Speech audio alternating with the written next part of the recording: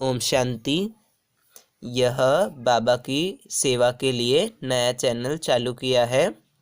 इस चैनल को सब्सक्राइब करें। ओम शांति। ओम शांति। Good morning. 27 मार्च 2022। मीठे मीठे बाबा की मीठी मीठी मुरली का मीठा मीठा मनन हम सब फरिश्ते मिलकर बाप दादा के साथ करते हैं। बाप दादा संदली पर बैठे हैं और हम सब फरिश्ते बाप दादा के सामने बैठे हैं। बाप दादा दृष्टि दे रहे हैं और वरदानों से भरपूर कर रहे हैं। आज संडे की मुरली है। अव्यक्त बाप दादा रिवाइज कोर्स है 7 मार्च 90 और मुरली का हेडिंग है रूलिंग तथा कंट्रोलिंग पावर से स्वराज्य की प्राप्ति। बाबा अपने बच्चों से पूछ रहे हैं कि आज की मुरली से क्या शिक्षाएं ली। मीठे बाबा, आज तो आपने हमें बहुत प्यार से समझाया, क्योंकि बाप दादा ना आज अपने सामने क्या देख रहे हैं। बच्चों की दो विशेषताएं चेक कर रहे हैं आज बाबा, क्योंकि बाबा जो है ना क्या देखते हैं, जो स्नेह का प्रत्यक्ष स्वरूप बच्चों को क्या संपन्न और संपूर्ण बनाना है। जो बाबा हमें प्यार दे रहे हैं, स्नेह दे रहे हैं। दुनिया में भी ना माँ बाप अपने बच्चों को इतना प्यार देते हैं कि बच्चे कैसे भी करके ना ये बहुत ऊंचे बन जाएं, संपूर्ण बन जाएं। मतलब जो भी उन्होंने अपने को एम ऑब्जेक्ट बनाया कि उसमें वो संपूर्ण बन जाए। कोई डॉक्टर चाहता बनना, कोई इंजीनियर, कोई वकील, तो मतलब वो अपने काम में संपूर्ण हो जाए। तो माँ बाप पूरा उनको प्यार से समझाते। तो ऐसे बाबा भी देख रहे हैं कि मेरे बच्चे भी क्या संपन्न और संपूर्ण बने। आज बाबा हमारे अंदर दो चीज़ें देख रहे हैं, रूलिंग पावर और कंट्रोलिंग पावर कहाँ तक आई है। आज बाबा ने ये देखा और फिर उस हिसाब से ही बाबा ने हमें समझाया कि जैसे स्थूल में भी कर्म इंद्रियां जो होती है ना, भाई जब चाहो जैसे चाहो जो करें हम चला सकते हैं, हाथ पैर आंखें जहाँ भी। तो ऐसे ही जो हमारे तीन शक्तियां हैं ना, मन बुद्धि संस्कार, आत्मा की सूक्ष्म शक्तियां हैं, तो इनको हम अपने हिसाब से कितना चला सकते हैं, उसकी आज बाबा हमें विधि भी बता रहे हैं और पूछ भी रहे हैं। आज बाबा ने हमें बताया जो ये ब्राह्मण जीवन है ना, ये ब्राह्मण जन्म जो हमने लिया उसका आधार क्या था। जो हमने राज्य पद और भक्ति के शक्ति की प्राप्ति का जो आधार है ना, वो है ब्राह्मण जीवन। तो ये ब्राह्मण जीवन हमें कब मिला? ये संगम युग जो ये छोटा सा है, इस संगम युग में बाबा ने मुझे चुना। शिव बाबा ब्रह्मा बाबा के तन में आए और ब्रह्मा बाबा ने मुझे अडॉप्ट किया तो ब्राह्मण बनाया। और ये छोटा सा जन्म सारे कल्प में जो है ना, सारे जो कल्प में ये छोटा सा जो जन्म मुझे मिला है, ये सर्व कल्प में सारे कल्प जो जितने भी जन्मों का आधार है ये ब्राह्मण जीवन। जो हमने 84 जन्म लिए उन सब का आधार ये ब्राह्मण जीवन है। बाबा ने कहा जैसे राज्य करने में विशेष बनते हो ना, वैसे ही भक्त भी विशेष बनते हो, साधारण नहीं। अगर हमने राज्य करना है तो राज्य तो करेंगे किस पे? जो इस समय हम संगम पर जो हम पुरुषार्थ करेंगे। तो और ब्राह्मण कब बने? ब्राह्मण भी बने तो किस आधार पर? कि हमने भक्ति भी बहुत की है। फिर आज बाबा ने बताया कि जो आदि से अब तक जो ब्राह्मण जीवन में हमारे अंदर जो रूलिंग पावर और कंट्रोलिंग पावर कितनी परसेंटेज में रही है, और ये परसेंटेज में कैसे रही, क्योंकि किन तीन शक्तियों से बाबा ने जो तीन शक्तियां बताई हैं, मन बुद्धि और संस्कार पर हमने कितना कंट्रोल किया। जितना हमने मन बुद्धि और संस्कार पर कंट्रोल किया ना, उसके जितने हम स्वराज्य अधिकारी बनते हैं, उतना ही फिर सूक्ष्म में जो हमारी स्थूल कर्म इंद्रियां ना, उस पर भी हम संयम और नियम से चलते हैं। अगर मैं आत्मा, मुझ आत्मा की 3 शक्तियां, मन बुद्धि संस्कार, इन तीनों पर मैंने कंट्रोल कर लिया, मैं इनका खुद स्वयं राज्य अधिकारी बना, मैंने जो कि मेरी तीनों शक्तियां, इन पर मैंने अधिकार किया। जब इन पर अधिकार कर लूंगा तो जो सूक्ष्म में मेरी जो स्थूल कर्म इंद्रियां हैं, जो शक्तियां, सूक्ष्म शक्तियां हैं, स्थूल कर्म इंद्रियां, उनको भी मैं संयम और नियम के हिसाब से चला सकूंगा कि मैंने कब कैसे चलाना है, पूरे नियम और संयम से। तो ये कब चलेंगी? जब मैं मन बुद्धि संस्कार पर भी मेरा पूरा पूरा कंट्रोल होगा। फिर बाबा ने कहा कि जिसका जितना स्वयं पर राज्य है ना, अर्थात क्या, स्वयं को चलने और सर्व को चलाने की विधि आती है, मतलब अपने ऊपर भी अधिकार है, अपनी कर्म इंद्रियों पर भी बड़े विधि पूर्वक चलाता है। बाबा ने कहा वही नंबर आगे लेता है। बाबा ने कहा जो अपने को हैंडल कर सकता है ना, तो वो दूसरों को भी कर सकता है। जब मैंने अपनी सूक्ष्म कर्म इंद्रियों को अपने ऑर्डर के हिसाब से चलाया, स्थूल कर्म इंद्रियों को अपने ऑर्डर के हिसाब से चलाया, तो मेरे अंदर हैंडल करने की शक्ति आई। जितना मैं अपने को हैंडल कर सकूंगा, उतना मैं दूसरों को भी हैंडल कर सकूंगा। और बाबा कितने प्यार से बच्चों को समझाते हैं। बाबा ने कहा प्यार से निभाना सहज होता है। दुनिया में भी जब हम प्यार से कोई भी काम करा, कहते हैं ना, प्यार से किसी से भी कोई काम करा सकते हैं, और क्रोध में या अपना रोब दिखा के इतना नहीं करा सकते। ऑर्डर देंगे, अगर कोई हम बड़ी पोस्ट पे ऑर्डर देंगे, वो करेगा सही, लेकिन वो दिल से नहीं करेगा। और प्यार से अगर हम किसी से काम कराना चाहें ना, वो बहुत प्यार से करेगा और मन लगा के करेगा और दिल से करेगा। तो बाबा ने भी कहा कि प्यार से निभाना सहज होता है। जिससे प्यार होता है ना, उसका कुछ शिक्षा का इशारा मिलना भी प्यार लगता है। अगर किसी से प्यार है, अगर वो कोई शिक्षा भी देता है ना, तो उसको बुरा नहीं लगता। और जब किसी से प्यार ना हो और वो कह दे कि भाई ऐसे कर ले ऐसे, तो उसको बुरा लग जाता है। लेकिन जिससे प्यार होता है और वो प्यार में कुछ भी कह दे, कोई भी शिक्षा दे दे, तो उसको तब भी अच्छा लगता है। और फिर वो सदैव दिल में अनुभव होता है कि जो कुछ कहा मेरे कल्याण के लिए कहा, क्योंकि उसके प्रति दिल की श्रेष्ठ भावना होती है। अब जिस आत्मा के प्रति प्यार होगा, वो अगर कोई बात कहेगा तो उसको बुरी नहीं लगेगी, उसको अच्छा लगेगा कि ये मेरे भले के लिए बात कर रहा है, तो वो बात कह भी देगा और दूसरा कर भी देगा। फिर बाबा ने आज एक उदाहरण दिया कि जैसे कोई गुम्बद वाला बिल्डिंग है, उसमें आवाज़ करते हैं ना, तो वो आवाज़ वापस आती है लौट के। तो जैसे बाप के प्रति, जब बाबा के प्रति अटूट प्यार होगा, अखंड होगा, अटल प्यार होगा, श्रेष्ठ भावना होगी, निश्चय होगा, तो बाबा ने कहा ऐसे ब्राह्मण आत्माएं नंबरवार होते भी आत्मिक प्यार अटूट अखंड है। कितनी ब्राह्मणों में सब में नंबरवार है, पुरुषार्थ अनुसार है, लेकिन उनका प्यार बाबा से अटूट है, अखंड है। बाबा ने कहा वैरायटी चलन, वैरायटी संस्कार देखकर अगर प्यार करते हैं ना, तो वो अटूट और अखंड नहीं होता। आज बाबा ने बहुत अच्छे से बताया कि बाबा ने भी तो ब्राह्मणों को चुना ना, उन्होंने भी चाहे 36 गुण में से किसी एक का 35 अवगुण है, एक गुण है, तो बाबा ने गुण उसका चुना और उसको अपना बच्चा बनाया।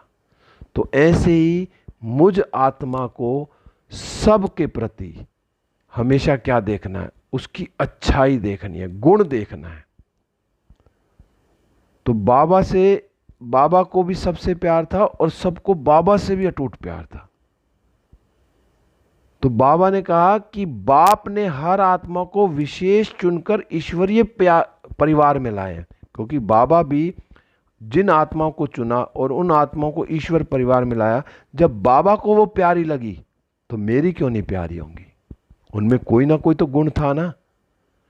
अपने आप नहीं आए हैं, वो बाप लाया उनको, बाबा लेके आए हैं। कोई अपने आप आत्माएं नहीं आई हैं, कोई सोचे कि मैं बाप से मिलने आई हूं। बाबा ने एक एक आत्मा को चुना है। तो बाबा ने कहा तो बाप को सामने रखने से हर आत्मा से भी आत्मिक अटूट प्यार हो जाता है। जब बाबा को सामने रखेंगे ना और फिर सामने किसी आत्मा को देखेंगे तो उससे भी अटूट प्यार हो जाए। बाबा ने कहा किसी भी आत्मा की कोई बात आपको पसंद नहीं आती, तभी प्यार में अंतर होता है। उस समय बुद्धि में यही रखो, बाबा ने कहा उस समय ये नहीं रखो कि इस आत्मा की बात प्यारी नहीं है, लेकिन उस टाइम बाबा ने क्या क्या बुद्धि में रखो, बुद्धि में यही रखो कि इस आत्मा को बाप ने पसंद किया है, जिसको भगवान ने पसंद किया उसको मैं कैसे रिजेक्ट कर सकती हूं। अगर मैं रिजेक्ट करती हूं तो इसका मतलब मेरे अंदर कोई कमी है। जब भगवान ने उसको चुन लिया तो मैं कौन होती हूं, तो मुझे भी उससे बहुत प्यार करना है। बाबा ने कहा अवश्य कोई विशेषता है तब तो बाप ने पसंद किया, उस आत्मा को बाप ने ऐसे नहीं पसंद किया। कोई एक गुण तो देखा होगा ना उसमें, उस आत्मा को। तो मैं भी अपने ब्राह्मण परिवार से कितना प्यार करती हूँ। एक एक आत्मा को बाबा ने चुना तो उसमें विशेषता है, तो मैं हर आत्मा से बहुत प्यार से मिलनसार होकर रहूं। मैं किसी के भी अवगुण ना देखूं, उनमें गुण ही गुण देखूं। फिर बाबा ने कहा कि सबसे बड़े से बड़ा गुण उसमें क्या था कि उस आत्मा ने बाप को पहचान लिया। उसके अंदर इतनी बुद्धि तो थी कि सामने भगवान है, बाप के बनने की हिम्मत तो थी ना उसके अंदर, और बाप से प्यार करने की विधि भी है जो सारे कल्प में बाबा ने कितना ऊंचा उठाया हम ब्राह्मणों को, एक एक आत्मा को। बाबा ने कहा जो सारे कल्प में ना धर्म पिताओं में भी नहीं थी, राज्य नेताओं में भी नहीं थी, धनवानों में भी नहीं थी वो बुद्धि, लेकिन उस आत्मा में है जिसको बाबा ने चुना। और बाबा जिसने बाप को पहचान लिया, कितने बड़े बड़े राजाओं ने नहीं पहचाना, धर्म पिताओं ने नहीं पहचाना, धनवानों ने पहचाना, वो एक जो गरीब, बाबा कहते हैं ना गरीबों पर बाबा फिदा होते हैं, तो उस छोटे से एक बच्चे ने पहचान लिया। तो बाबा ने कहा लेकिन उस आत्मा में है क्या, बाप आप सबसे पूछते हैं। बाबा पूछ रहे हैं कि आप जब बाप के पास आए तो क्या गुण संपन्न होके आए थे, क्वेश्चन मार्क, कि जब तुम बाबा के पास आए थे क्या सारे गुण थे। जब बाबा से मिले, बाबा से हमें सर्व शक्तियाँ और सर्व गुण मिले, हमने बाबा को पहचाना, बाबा ने हमें शक्तियाँ दी, गुण दिए, मेडिटेशन करना सीखे हम, तभी तो हमारे अंदर वो शक्तियाँ आई। जो बाबा की रोज की वाणी सुनते हैं उससे हम कितना चेंज हुए हैं। तो बाबा ने कहा पहले संपन्न नहीं थे, बाप ने आपकी कमजोरियों को देखा क्या। अगर भगवान पहले 36 गुण में से 35 अवगुण देख लेता पहले रिजेक्ट कर देता, लेकिन बाबा ने हमारे अवगुण नहीं देखे, हमारा एक गुण एक अच्छाई देखी तो बाबा ने अपना बना लिया। तो बाबा ने हिम्मत बढ़ाई ना। घर में भी किसी के माँ बाप जो होते हैं उनका कोई एक बच्चा कमज़ोर होता है ना, उसकी हिम्मत बढ़ाते हैं। ऐसे एक स्टोरी थी कि किसी एक मंद बुद्धि का बच्चा था, वो स्कूल गया तो स्कूल वालों ने मना कर दिया और उन्होंने लिख के दे दिया कि ये बच्चा पढ़ नहीं सकता। उस माँ ने वो लेटर पढ़ा, लेकिन वो लेटर अपने बच्चे को नहीं दिखाया। बच्चे ने पूछा क्या लिखा है, तो उसमें माँ ने बोला अपनी तरफ से कि इसमें लिखा है कि तुम्हारा बच्चा बहुत होशियार है, तुम ये तो इस स्कूल में क्या तुम इसको घर में भी बैठ के पढ़ाओगे ना तो बहुत अच्छे से पढ़ेगा और बहुत बड़ा अफसर बनेगा। तो उस बच्चे के मन में वो भावना जगाई और वो बच्चा एक दिन बहुत बड़ा होकर बहुत बड़ा अफसर बना, जिस बच्चे को स्कूल वालों ने कहा था कि ये मंद बुद्धि है। तो एक दिन फिर वो जो शुरू में जो लेटर लिखा, तो उस बच्चे के हाथ में जब वो बड़ा हुआ तो जब वो दराज खोल रहा था तो वो लेटर देखा, तब उसने देखा कि कैसे मेरी माँ ने मेरी हिम्मत बढ़ाई। तो यहाँ बाबा भी वही चीज़ कह रहा है कि चाहे कितनी कमियां फिर भी हमारी हिम्मत बढ़ाई ना बाबा ने। तो आप ही मेरे थे, बाबा ने क्या कहा कि हिम्मत बढ़ा के कि तुम ही मेरे थे, हैं और सदा बनेंगे, तो फॉलो फादर करो ना। तो मैं आत्मा अब कितना बाबा को फॉलो कर रही हूं, अपने आप को मैं चेक करूं कि मैं सदा ब्रह्मा बाबा को फॉलो करती हूं, शिव बाबा को याद करती हूं। बाबा ने कहा अगर किसी से स्नेह और प्यार बढ़ाना ना, जब किसी भी आत्मा को सामने देखो ना तो कैसे देखना, उसको देखो कि ये विशेष आत्मा है, ये महान आत्मा है, ये भगवान की चुनी हुई आत्मा है। जब भी कोई आत्मा संबंध संपर्क में आए ना तो क्या देखना है, उस टाइम बाबा को सामने रखो कि बाप को सामने रखने से आत्मा में स्वतः ही आत्मिक प्यार इमर्ज हो जाता है। जब किसी भी आत्मा को देखना तो उससे पहले बाबा को सामने रखो कि बाबा ने इसको चुना, कितनी प्यारी आत्मा है। तो आत्मिक स्नेह से सदा सभी द्वारा सद्भावना, सहयोग की भावना स्वतः ही आपके प्रति दुआओं के रूप में प्राप्त होगी। इसको कहते हैं रूहानी यथार्थ श्रेष्ठ हैंडलिंग। अब बाबा ने आज हैंडलिंग करनी सिखा दी हमें कि कैसी भी आत्मा, कोई भी आत्मा हो, लेकिन हमें उस आत्मा के प्रति शुभ भावना, शुभकामना रखनी है। उसको सदा ऐसा इमर्ज करना है कि ये भगवान का बच्चा है, भगवान ने जब इसे चुना है तो मैंने क्यों नहीं इसको चुना, तो मेरे लिए भी बहुत श्रेष्ठ आत्मा है। तभी उसके अंदर कितने गुण हम देखेंगे तो वो हमारे साथ कितना रूहानी प्यार करेगा। फिर बाबा ने आज कहा बच्चों में ना जो 3 शब्द हैं, शब्दों के कारण ना, ये जो 3 शब्दों के कारण कंट्रोलिंग पावर और रूलिंग पावर में कमी हो जाती है। आज बाबा वो 3 शब्द बता रहे हैं जिनको इंग्लिश में कहते हैं वाई, व्हाट, वांट, क्यों, क्या चाहिए।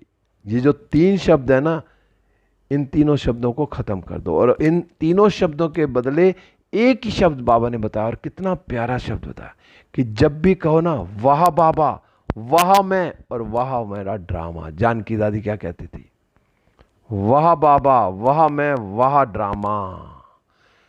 ये पहले वाले 3 शब्द नेगेटिव हैं, उनको पॉजिटिव में करना, तो बस वाह बाबा, वाह मैं, वाह ड्रामा। बाबा ने कहा जैसे बाप से संबंध रखना आवश्यक है ना, ऐसे ईश्वरीय परिवार से संबंध रखना भी अति आवश्यक है। जितना बाबा से प्यार है, हमारा परिवार से भी प्यार होना चाहिए। हर एक ब्राह्मण बच्चे से मेरा कितना प्यार है। बाबा ने कहा सारे कल्प में नंबर 1 आत्मा ब्रह्मा बाप और ईश्वरीय परिवार के संबंध संपर्क में आना है। नंबर 1 आत्मा कौन? ब्रह्मा बाबा, और वो ईश्वरीय परिवार में हम आत्माएं संबंध संपर्क में आती हैं। बाबा ने कहा विश्व से किनारा करने वाले नहीं हो, लेकिन विश्व का सहारा बनने वाली आत्माएं हो। मुझे कहीं किनारा नहीं करना, किसी भी आत्मा से, किसी चीज़ से मुझे विश्व का कल्याण करना है।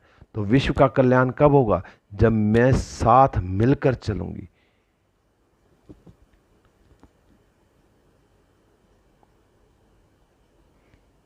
बाबा ने कहा ब्राह्मण आत्माओं की तो बात छोड़ो, लेकिन प्रकृति को भी परिवर्तन करने के सहारे आप हो।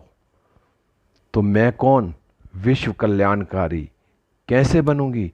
जब मैं भगवान के साथ रहकर अपने आप को बदलूंगी, साथ में विश्व को भी परिवर्तन करूंगी, प्रकृति को भी परिवर्तन करना है। तो मैं आत्मा परमात्मा के साथ मिलकर सारे विश्व का कल्याण कर रही हूँ, सारी प्रकृति को साकाश दे रही हूँ। तो बाबा ने कहा सदैव अपने में शुभ उम्मीदें रखो, कभी ना उम्मीद नहीं बनो। मैं आत्मा अपने आप को चेक करूं, मैं सदा शुभ उम्मीदों में रहती हूँ, कभी ना उम्मीद तो नहीं होती। क्योंकि जैसे बाप ने हर बच्चे में शुभ उम्मीदें रखी, शिव बाबा ब्रह्मा तन में आए और ब्रह्मा बाबा ने हर आत्मा के अंदर शुभ उम्मीद रखी। कैसे भी है, बाप लास्ट नंबर से भी कभी दिल शिकस्त नहीं बने, क्योंकि बाबा लास्ट की आत्मा को भी क्या करते हैं? ऊंचाई की तरफ चढ़ाते हैं, ऊपर उनको हिम्मत देते हैं। तो सदा ही उम्मीद रखी ना बाबा ने। तो ऐसे ही मैं आत्मा सब में उम्मीद रखूं, किसी के प्रति दिल शिकस्त ना हो, ना किसी को दिल शिकस्त करो। तो बाबा ने कहा तो आप भी ना अपने से, ना दूसरे से, ना सेवा से, ना उम्मीद से दिल शिकस्त नहीं बनो। क्या बनना है? दिल शाह बनो। शाह माना क्या? फराक दिल, सदा बड़ी दिल, कोई भी कमजोर संस्कार नहीं धारण करो। अब मैं आत्मा चेक करो, मेरा दिल फराक दिल है, मैं सबके प्रति शुभ भावना शुभकामना रखती हूँ, हर आत्मा को हमेशा सुख देती हूँ। मुझे हर आत्मा के प्रति शुभ भावना शुभकामना रखनी, बड़ी दिल रखनी है। छोटी छोटी बातों में नहीं जाना, क्यों क्या में नहीं जाना, मेरा दिल सदा बड़ा हो।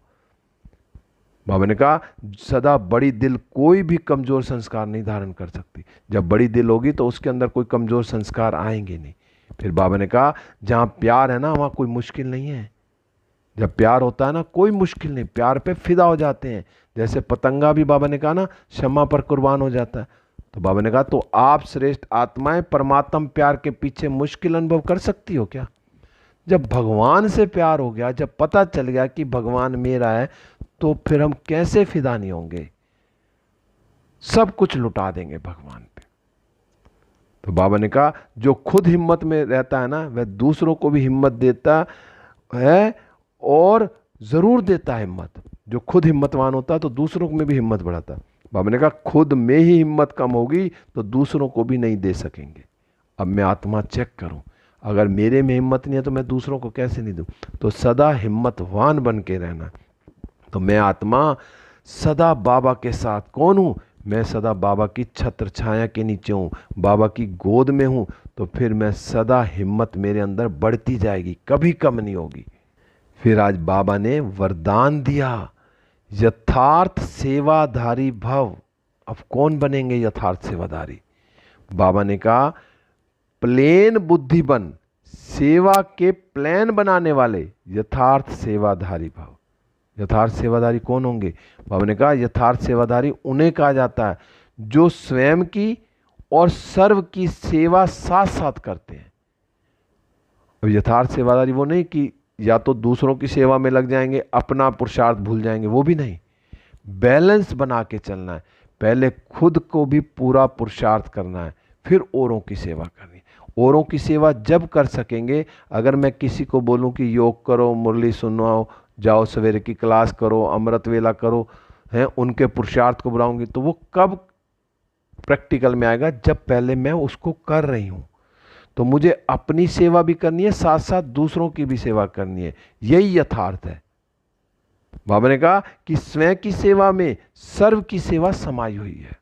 जब मैं अपनी सेवा, बाबा कहते हैं ना, मैं बदलूंगा तो जग बदलेगा। पहले मुझे अपने आप को बदलना, अपनी सेवा करनी है कि मैं पूरा पूरा बाबा की श्रीमत पर चलता हूं।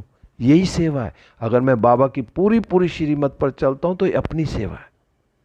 बाबा ने कहा ऐसे नहीं दूसरों की सेवा करो और अपनी सेवा में अलबेले हो जाओ।